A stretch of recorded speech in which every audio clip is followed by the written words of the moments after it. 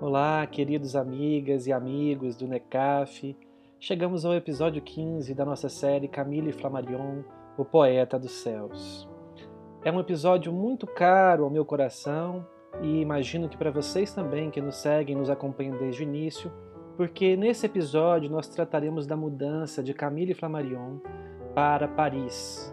Ele contava então com 14 anos de idade e já estava afastado dos seus pais há quase 3 anos, pois ele havia se mudado para Langres para fazer os seus estudos católicos, os seus estudos religiosos, e o seu pai, a sua mãe e seus irmãos haviam se mudado para Paris devido à epidemia de cólera que assolava a Europa no século XIX e também devido a negócios mal sucedidos de seu pai, que fez com que ele perdesse todos os seus bens materiais, todas as suas economias, e forçasse uma mudança para Paris a fim de lutar pela sua subsistência, pela sua renda, por trabalho digno e para poder manter os seus filhos. Então, depois de 3 anos em Langres estudando, Camille já sentia muita falta dos pais. E no episódio anterior nós assistimos a sua volta a Montigny, ao fim dos seus estudos em Langres, quando ele reencontra os seus avós e tem uma sensação de lembrança do passado que lhe causa emoção, que lhe causa uma sensação muito grata pelo passado que ele teve. Então nós chegamos no dia 4 de setembro de 1856. Essa é a data, 4 de setembro de 1856. Camille embarca em um trem em direção a Paris, na 3ª classe do trem, na classe mais humilde. E, segundo ele mesmo nos comenta, esse trem era muito barulhento, ali na 3ª classe, ficava perto do motor do trem e as ferragens, talvez mal cuidadas, faziam um barulho estridente, mas ele não se incomodava com aquilo, porque ele colocou a sua cabeça, a sua face na janela do trem e foi apreciando a paisagem até Paris. Ele chega na cidade de Paris às 16 horas desse dia 4 de setembro de 1856, na estação do Leste, ou como dizem os franceses, na Gare de l'Est. E é lá que estão recebendo, esperando, aguardando o seu pai, a sua irmã e o seu irmão. E Camille então vai nos dizer quais são as suas primeiras impressões da cidade. Ao entrar dentro da cidade, ainda dentro do trem, ele esperava encontrar palácios suntuosos, palácios maravilhosos, e ele se impressiona com o tamanho dos prédios, das casas, que ele imaginava serem um pouco mais baixas, não tão altas quanto ele encontrou na realidade. Mas ao descer do trem, qualquer inquietação acabava de ir por água abaixo, porque ele se jogou nos braços dos seus pais. Do seu pai, que estava lá recebendo-o com a sua irmã e com o seu irmão. E se jogou também depois nos braços da sua irmã e do seu irmão. E eu fico aqui imaginando a cena, um jovem de 14 anos, 3 anos distante dos seus pais, da sua família, descendo de um trem sozinho e se jogando nos braços do pai, recebendo-o de maneira aconchegante, encaixando a sua cabeça no peito do seu pai. Eu imagino a emoção que provavelmente deve ter levado às lágrimas e até seu pai também. E a primeira impressão que ele tem é a impressão de como as pessoas mudam e como as pessoas envelhecem em 2 anos. Havia 2 anos que eles não se viam, quase 3, e ele notou que seu pai estava muito envelhecido, talvez por enfrentar essa dificuldade financeira, esse momento difícil para sustentar sua família. A sua irmã também havia crescido muito, e ele próprio, Camille, havia crescido bastante em termos de estatura. A pessoa que menos havia mudado ali naquele encontro era o seu irmão. E Camille nos contará que, muito provavelmente, se passassem mais 2 ou 3 anos e eles se cruzassem na rua, provavelmente ele não reconheceria sua irmã e seu pai, devido ao tanto que as pessoas mudavam em pouco tempo. Essa é a sua grande impressão inicial do reencontro com seu pai, a sua irmã e seu irmão. Mas depois de 5 minutos daquele encontro inicial, tudo havia voltado ao normal. Era como se eles jamais tivessem se afastado. a conversa voltou a fluir, as gargalhadas, as risadas, o bom humor, aquela vontade de abraçar, de estar juntos, de viverem a vida juntos, havia regressado como nas épocas de Montigny, da sua infância já um pouco longínqua, uma vez que ele já era um jovem de 14 anos. Ele levava consigo apenas uma pequena maleta, uma pequena bolsa, com seus pertences mais íntimos, e havia deixado todos os seus livros, os seus dicionários, o seu material de estudo na cidade de Langres. Saindo da Estação do Leste, em Paris, eles pegaram a Boulevard Strasbourg, uma das grandes boulevards de Paris, e caminhando a pé, Camille pôde ver, então, aspectos da cidade, da vida cotidiana dos moradores, aquele vai e vem de pessoas, observou melhor a arquitetura, a estrutura da cidade, até chegarem na rua em que eles moravam, a Boulevard dos Italianos, ou, como dizem os franceses, Boulevard des Italiens, número 17, em Paris. E Camille vai exclamar: "Ah, essa Paris maravilhosa e glória do mundo!" Então ele chega em Paris e desde o primeiro momento, por causa dessa caminhada que eles fizeram da Estação do Leste até a Boulevard des Italiens, desde esse primeiro momento ele pôde ter essa vista de Paris, essa impressão sobre o assunto Paris. E o que mais lhe tocou o coração foi o sentimento de estranheza.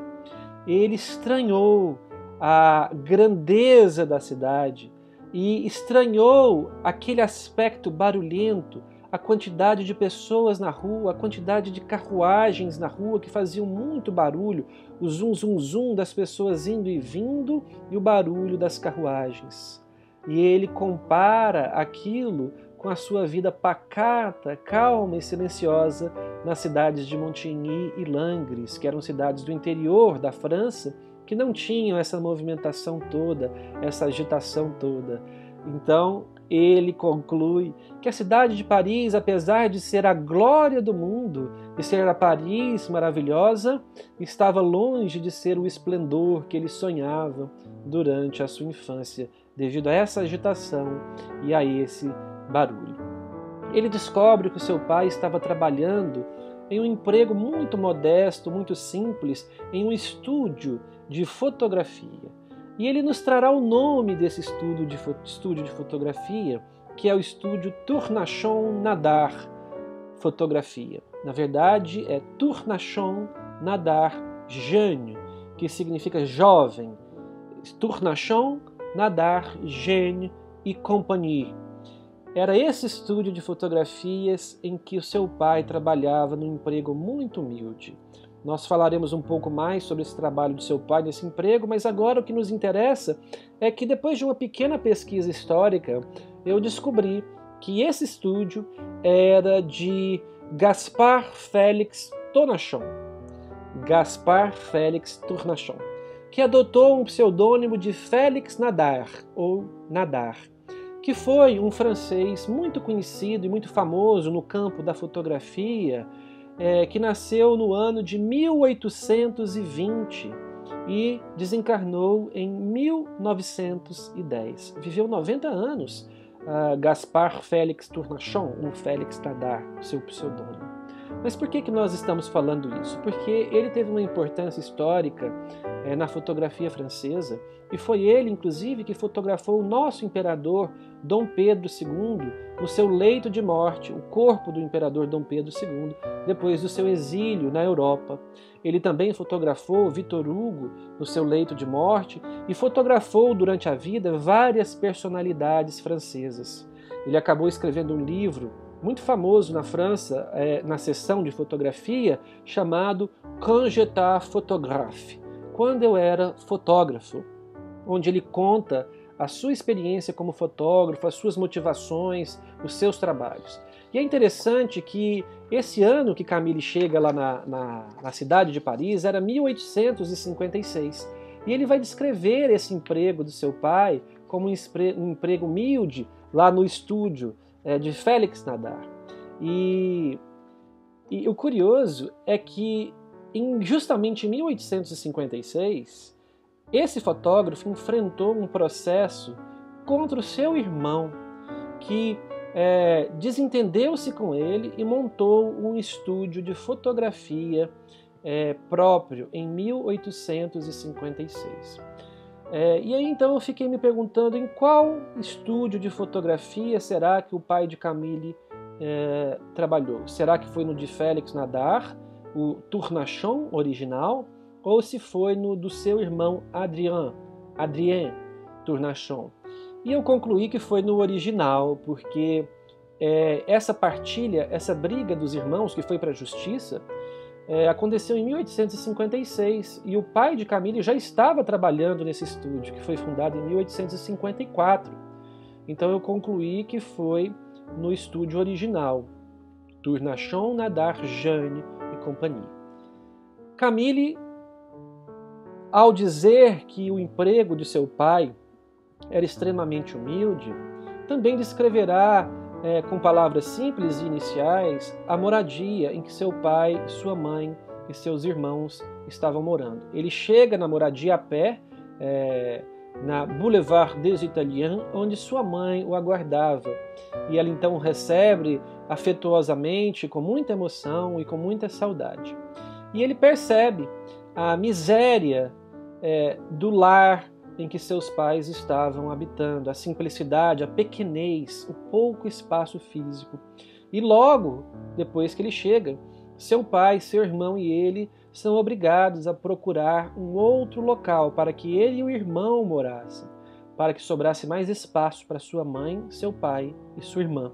E eles encontram então um sótão para que os dois irmãos Flammarion possam morar, um sótão nas vizinhanças.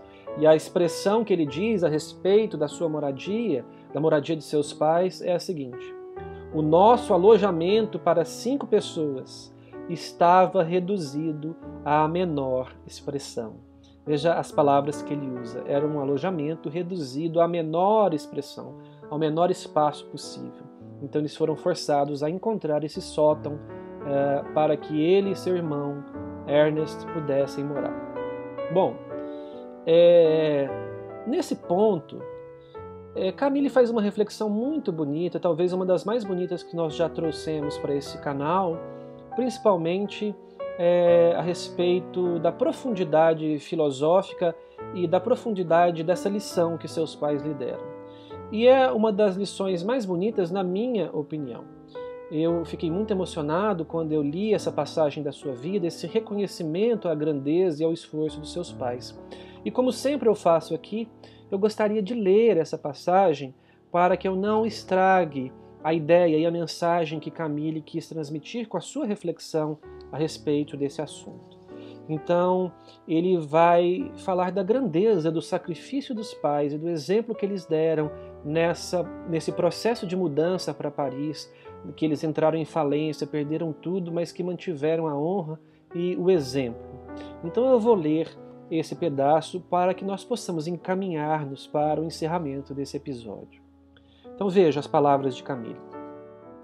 Ao participar dessa miséria, compreendi o mérito conquistado por meus pais por terem tudo sacrificado pela honra e vendido tudo o que possuíam nos dias de seu conforto para pagar seus credores, ao invés de fazer como tantos outros, que arruinados pelos acontecimentos, fogem com o dinheiro que lhes sobram, sem se preocuparem com a consciência, que sem dúvida não os incomoda, ou sem se preocuparem com a opinião pública.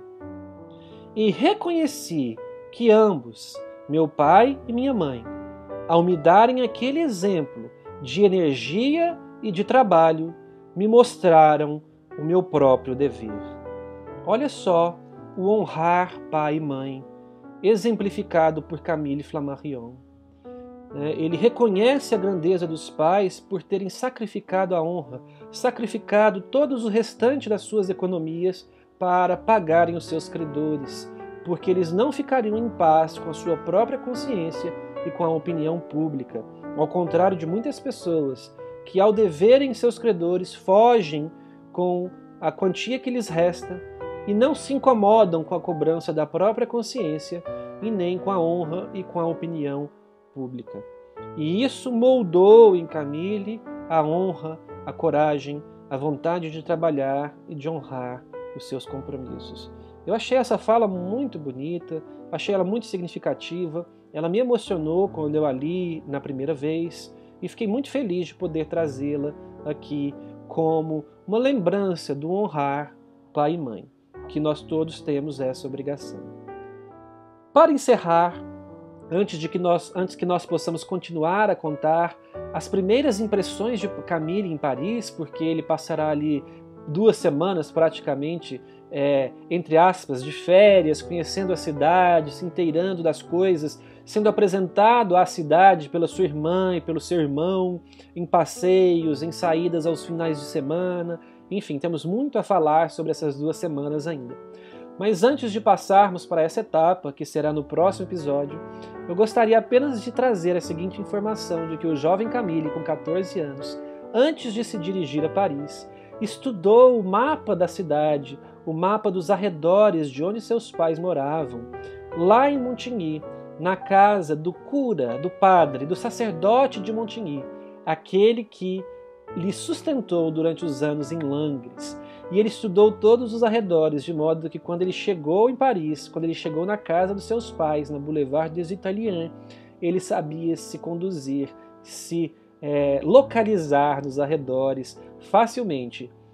As coisas não pareciam novas para ele. Ele parecia já conhecer aquela cidade maravilhosa, glória do mundo. Salve Camille Flammarion. Nos vemos no próximo episódio da nossa série Camille Flammarion, o poeta dos céus.